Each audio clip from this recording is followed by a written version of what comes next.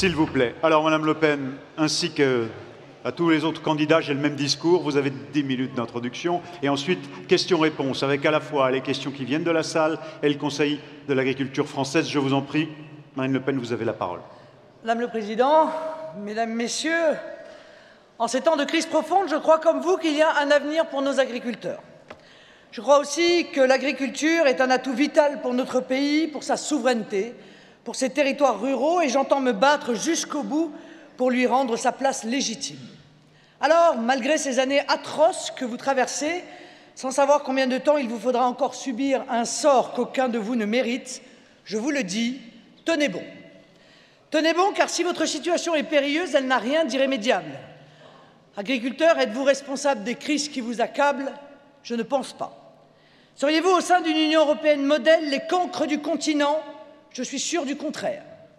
Valez-vous si peu qu'il est normal de vous abandonner à la faillite, à l'indifférence, au désespoir ou au suicide? Encore moins. Non, vous travaillez dur et vous travaillez bien, et je le répète, rien ne justifie le sort qui vous est fait. Seraient-ce alors les Français qui, unanimement, auraient décidé de bouder vos produits, de se passer de vous? Non plus. Ils sont une immense majorité à vouloir vous soutenir et à comprendre votre colère. Le problème est donc ailleurs. Depuis bientôt 30 ans, il n'y a plus dans notre pays de vision cohérente de notre agriculture. 30 ans durant lesquels nos politiques se sont endormis sur une PAC dont l'essence protectionniste des origines était fondamentalement française et qui faisait de notre pays le grenier de l'Europe. 30 ans qu'ils refusent de voir que de glissement en glissement, cette PAC s'est éloignée de la vision qu'en avaient les Français. Dans les années 90, elle a été mitonnée à la sauce libre-échange façon OMC. Dans les années 2000, elle est passée à la recette allemande de la politique de l'offre, tout en se faisant essorer, si je puis me permettre, par l'austérité. Et nous avons maintenant sur les bras un monstre administratif qui vous dicte comment produire, mais ne se préoccupe plus des débouchés, et l'enveloppe si chèrement défendue a fondu de presque 20% en 20 ans en euros constants. Nos présidents et nos ministres se sont ainsi retrouvés à promettre en France une Europe française, l'europrotectionnisme, l'Europe sociale, la PAC forte, etc., tout en subissant à Bruxelles l'Union européenne telle qu'elle s'est imposée, austérité, technocrate fou, tout marché et politique de l'offre, qui est le nom poli du dumping social institutionnalisé. Que l'on soit de gauche ou de droite, le résultat est le même. Un tel grand écart ne relève plus du double discours, mais de la schizophrénie. C'est la raison pour laquelle ma vision de l'agriculture ne peut se cantonner au périmètre obligé de la PAC sans toucher au carcan des autres réglementations européennes. Si nous vous demandons de produire d'une certaine manière, nous devons par ailleurs être capables de vous protéger de ceux qui, au sein de l'Union européenne ou à l'extérieur de l'Union européenne, ne respectent pas ces contraintes, avec tous les risques que cela comporte en termes de sécurité sanitaire, de qualité de produits, de respect de l'environnement, mais aussi, et c'est très grave, en termes de cohésion sociale des territoires ruraux et des petites villes qui en dépendent. Les Italiens et les Espagnols ont massivement recours à la main-d'œuvre clandestine, qu'ils payent parfois 1 euro de l'heure. Les Allemands usent et abusent de la directive détachement des travailleurs pour payer une misère des centaines de milliers de ressortissants d'Europe centrale.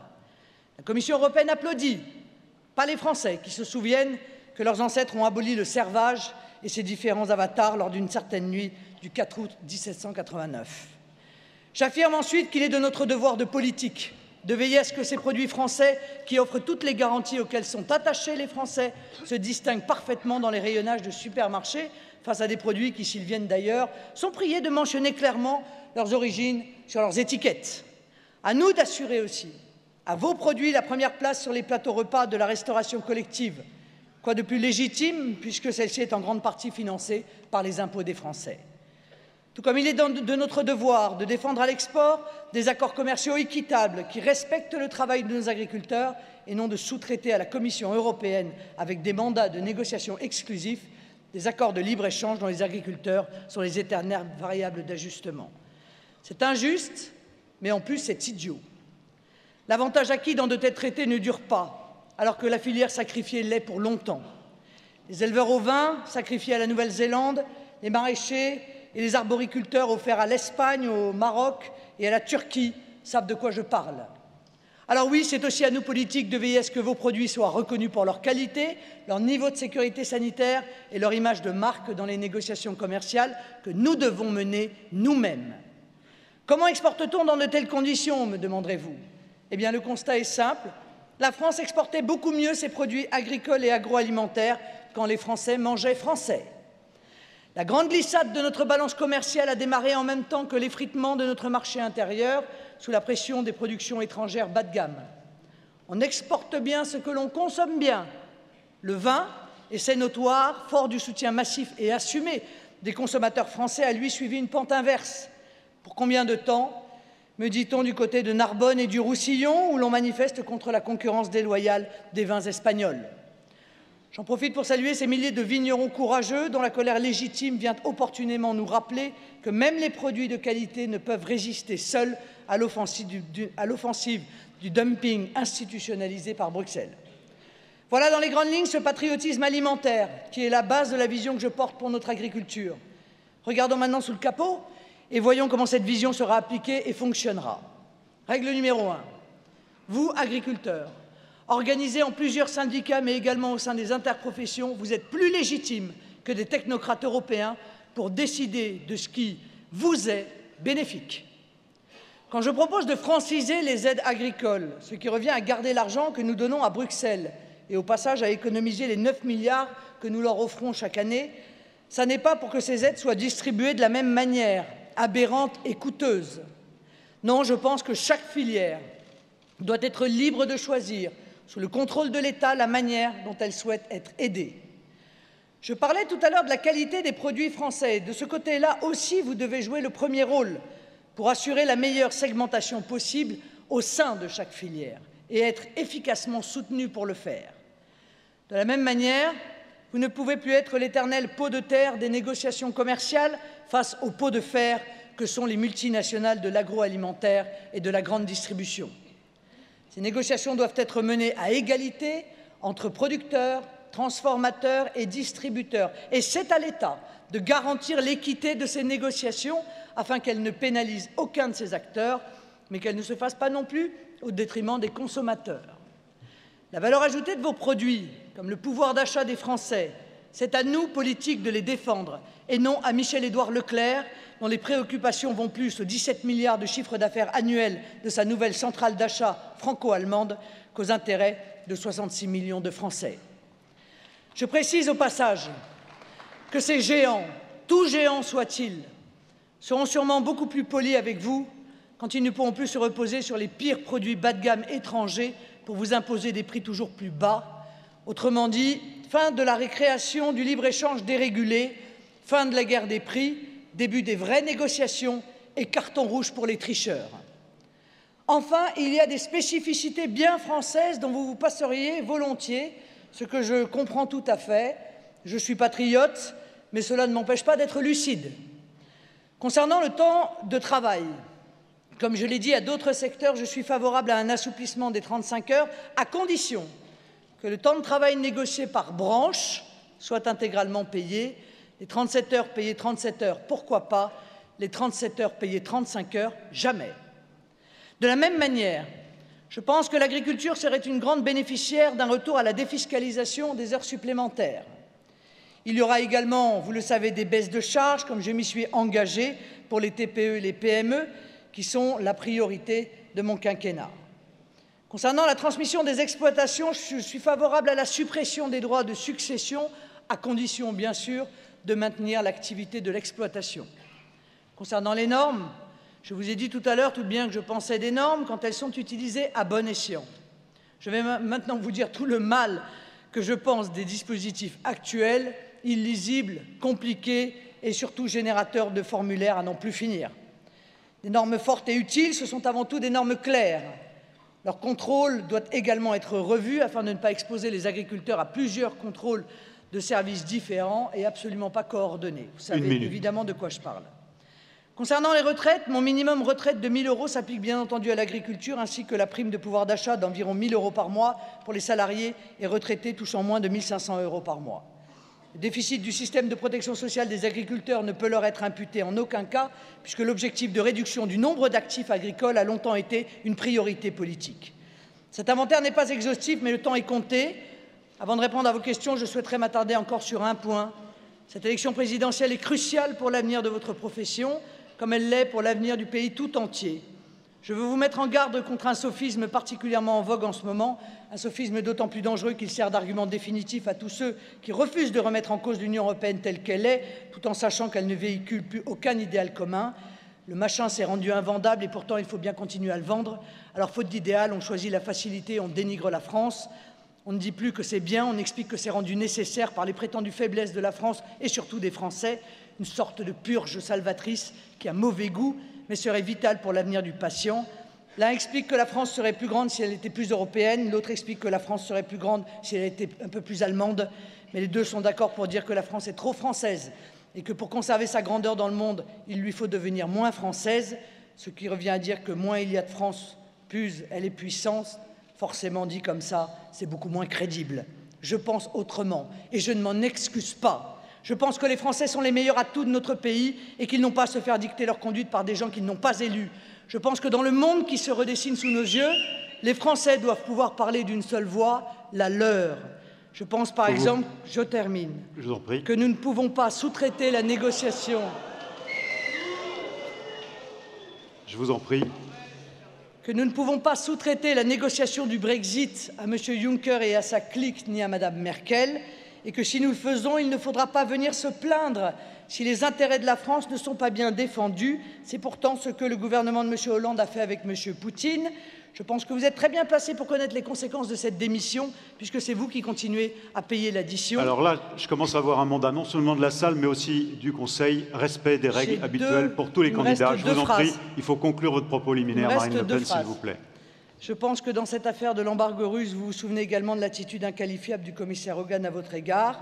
Avec le Brexit, l'enjeu pour l'agriculture française est 6 fois supérieur à celui de l'embargo russe. Alors, on laisse encore une fois les autres décider de vous faire payer la note ou on tente d'y aller nous-mêmes. Je vous remercie. Merci Marine Le Pen. Alors, interpellation de Christiane Lambert, la présidente. Une interpellation d'abord sur la question de l'emploi. Le secteur agricole est un secteur très employeur de main-d'œuvre. Vous n'avez pas parlé du compte pénibilité, qui est un vrai casse-tête chinois pour les agriculteurs, tant les salariés dans les exploitations font des tâches multiples. Et le respect pour tous les critères, l'enregistrement de tous les critères est extrêmement compliqué. Quid de ce sujet? Deuxième point, sur le coût du travail en France. Nous avions proposé la mise en place d'une TVA emploi qui permettait de garder un système de protection sociale premium, mais en le finançant différemment. Quelles propositions sur ces sujets? Alors, vous le savez, je propose la suppression du compte pénibilité tel qu'il existe, qui est une espèce de monstre que personne n'est capable de mettre en œuvre, même ceux qui font preuve d'une très bonne volonté. Je pense que la pénibilité du travail est un vrai sujet, mais qu'en réalité, c'est à la médecine du travail, de manière individuelle, de déterminer quels sont ceux qui vivent ou travaillent avec une pénibilité particulière. Mais pour ça, il faut évidemment rétablir la médecine du travail qui a été très gravement attaquée et démantelée, notamment par la dernière loi Macron-El Khomri.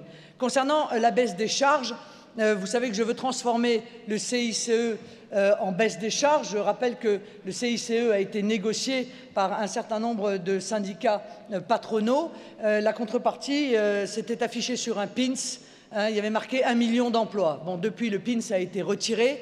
Donc je pense que le CICE doit être transformé en baisse des charges et associé aux 2 autres dispositifs de baisse des charges, c'est 50 milliards que je vais réorienter vers les TPE et les PME, parce que je pense que ce sont elles qui sont susceptibles de créer de l'emploi et surtout que les grands groupes, en réalité, n'ont absolument pas besoin de cette aide supplémentaire. Donc voilà pour la baisse des charges.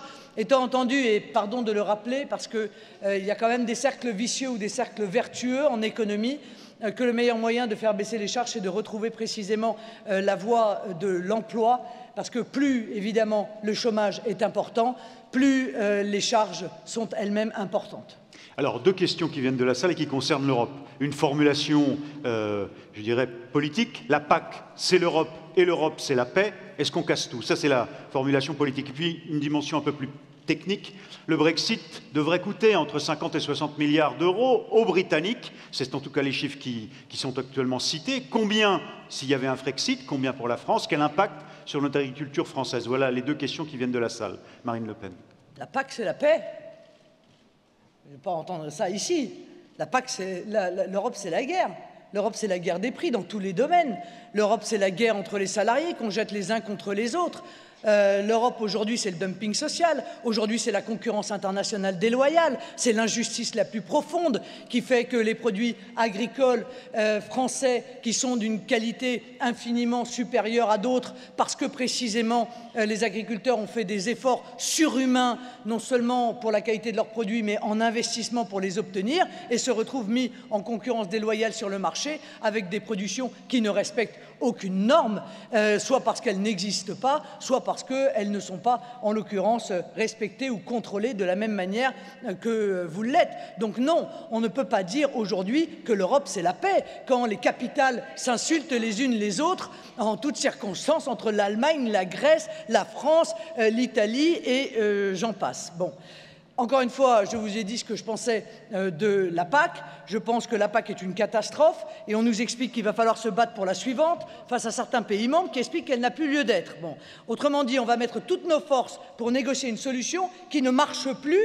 Et si on mettait toutes nos forces pour créer une politique agricole à l'échelle de notre pays, qui conviendrait vraiment aux besoins de notre pays, est-ce que ce ne serait pas sérieusement beaucoup plus raisonnable?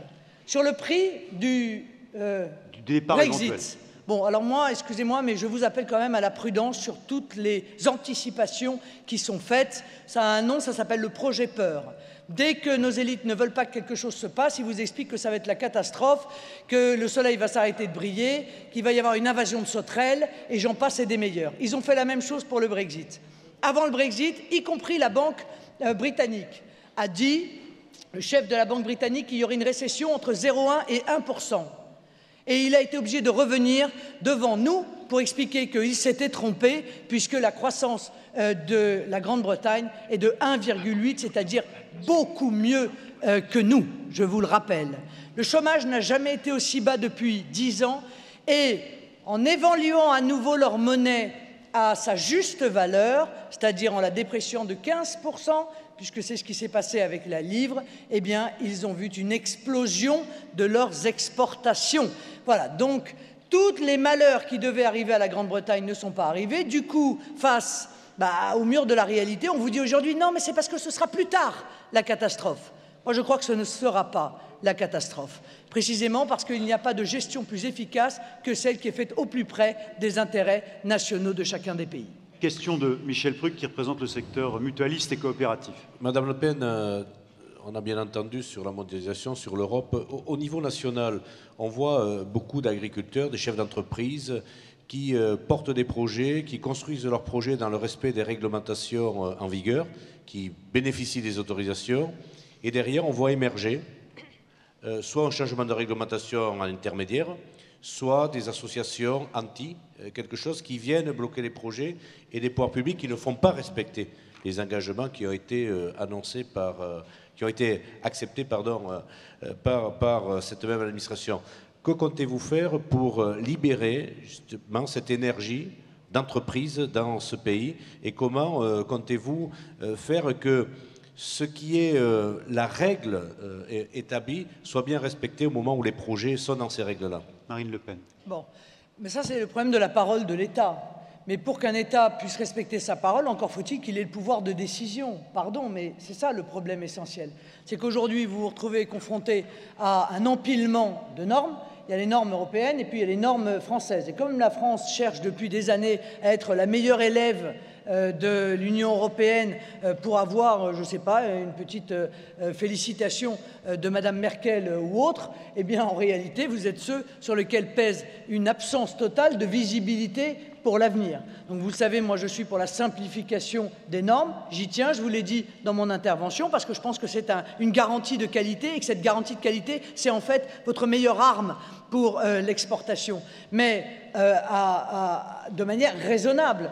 Notamment l'idée que lorsque une nouvelle norme est mise en place, il faut qu'elle en remplace une, pas qu'elle se qu'elle se juxtapose à l'autre. C'est vrai pour vous, c'est vrai honnêtement pour l'intégralité, en l'occurrence des entreprises qui sont soumises aux mêmes difficultés. Mais moi, je ne viens pas vous mentir, si nous n'avons pas la maîtrise de tout cela, si ce n'est pas nous qui décidons, alors vous aurez face à vous des responsables politiques qui disent « c'est pas moi, c'est l'Europe ».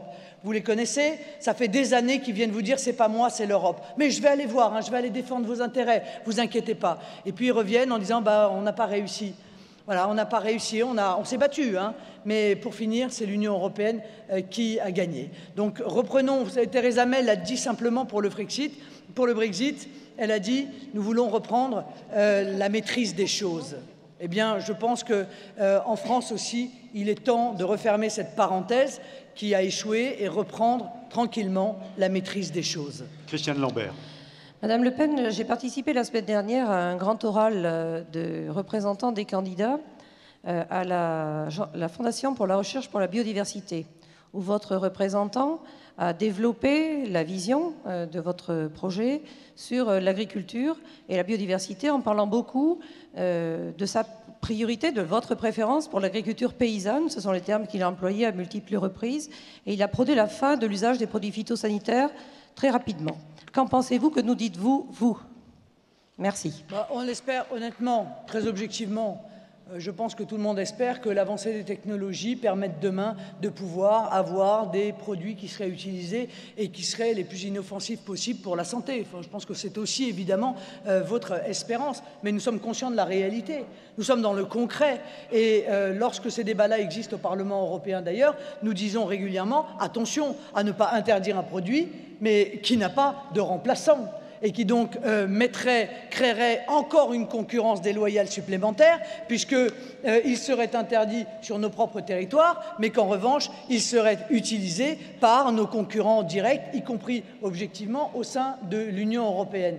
Maintenant, pour en revenir au tout début de votre question, oui, c'est vrai que moi je défends, alors nous ne sommes pas tous sur la même ligne, hein, c'est le moins qu'on puisse dire dans la campagne présidentielle, le modèle agricole français. Et quand on me dit quel est votre meilleur modèle agricole, je réponds le modèle agricole français, c'est-à-dire le modèle d'exploitation familiale. Mais derrière l'exploitation familiale, il y a aussi un autre débat, c'est le débat de l'indépendance, c'est-à-dire d'agriculteurs qui sont capables de décider, là encore, sur leur exploitation pour eux-mêmes et qui ne sont pas soumis à des considérations qui, en réalité, les transforment de fait en forme de salariés. Voilà. Alors, il y a une question qui vient de la salle. Êtes-vous pour un statut de l'animal? Quel jugement des actions de l'association L214?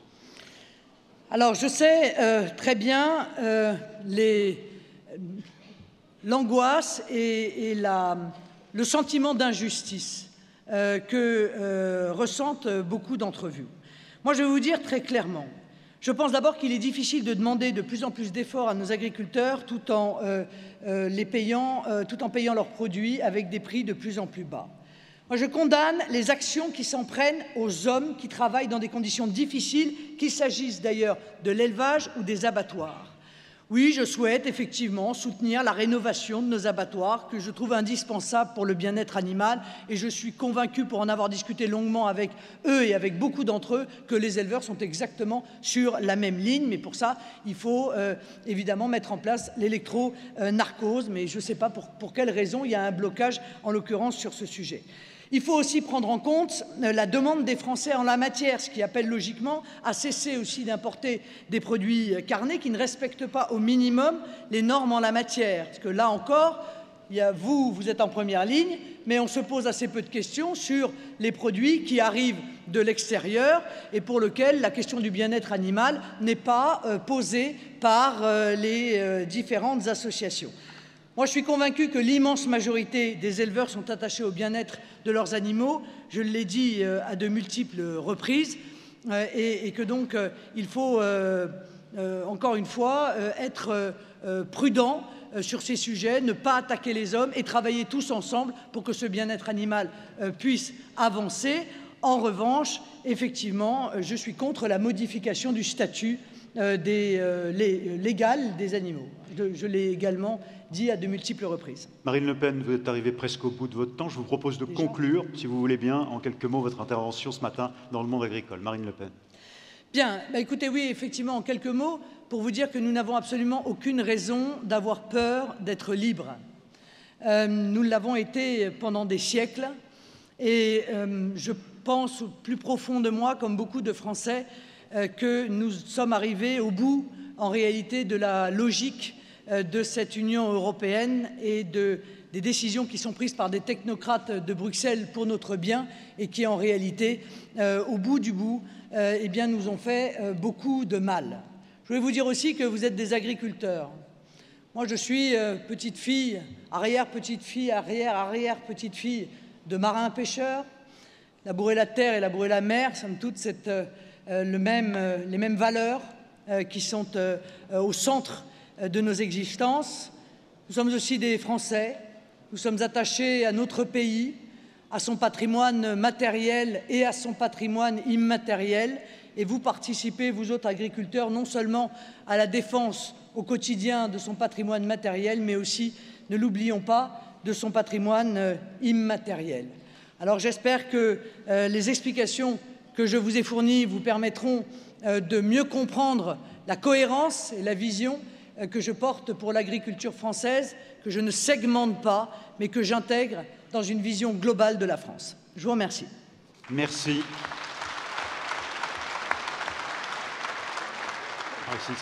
Merci beaucoup, Madame Le Pen, d'avoir joué le jeu du temps et de la répartition entre ces deux aspects. Nous tenons